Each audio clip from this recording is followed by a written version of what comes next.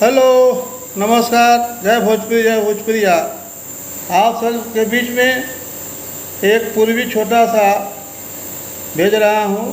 पसंद आए तो लाइक शेयर सब्सक्राइब करेंगे। जय भोजपुरी। आर सुन के घरवा जब से गईला बहरावा परदेसी बालम भेजल ना कहूँ खबरवा हे परदेसी बालम भेजल ना कहूँ खबरवा हे परदेसी बालम सुन के घरवा जब से आर गईला बहरावा परदेसी बालम भेजल ना कहूँ खबरवा हे परदेसी बालम भेजल ना कहूँ खबरवा हे परदेसी बालम रतिया के खटिया पे रोवेली विपतिया रतिया के खटिया पे रोवेली विपतिया जागी जागी भोर करी सारी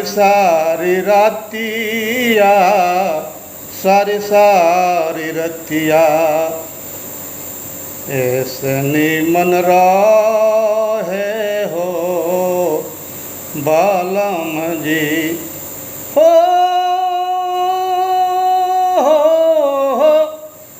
आर ऐसे निमन रहे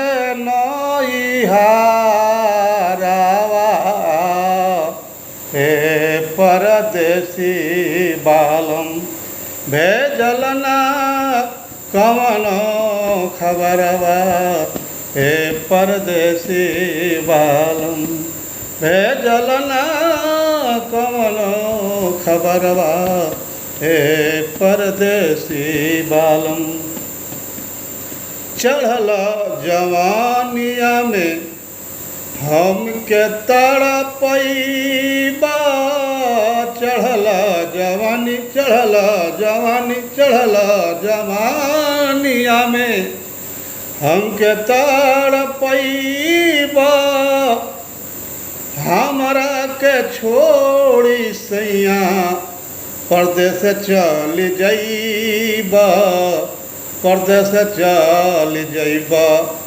सुना आओ न तो गाड़ी फान जाई ऐसन जवानी में छोड़ के गईल निर्मोही तरा तरी को दया नहीं लागत। अरे चढ़ल जवानिया में हम के तड़पैबा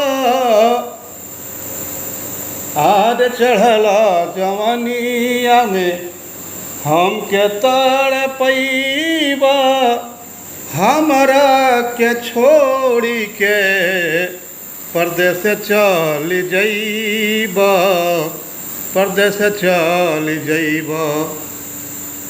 अरे मन कर मारी रे जैती हो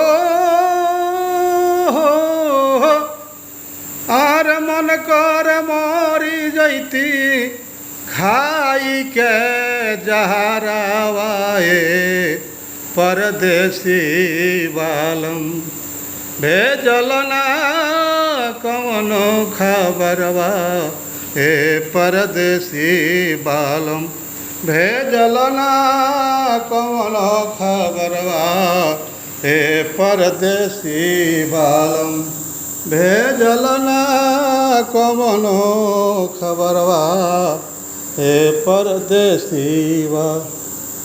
पांडे नगीना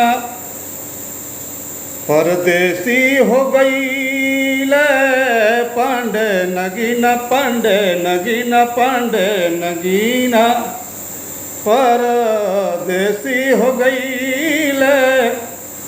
हमरा के भरत मैनेजर भूल गई ले, मैनेजर भूल गई ले।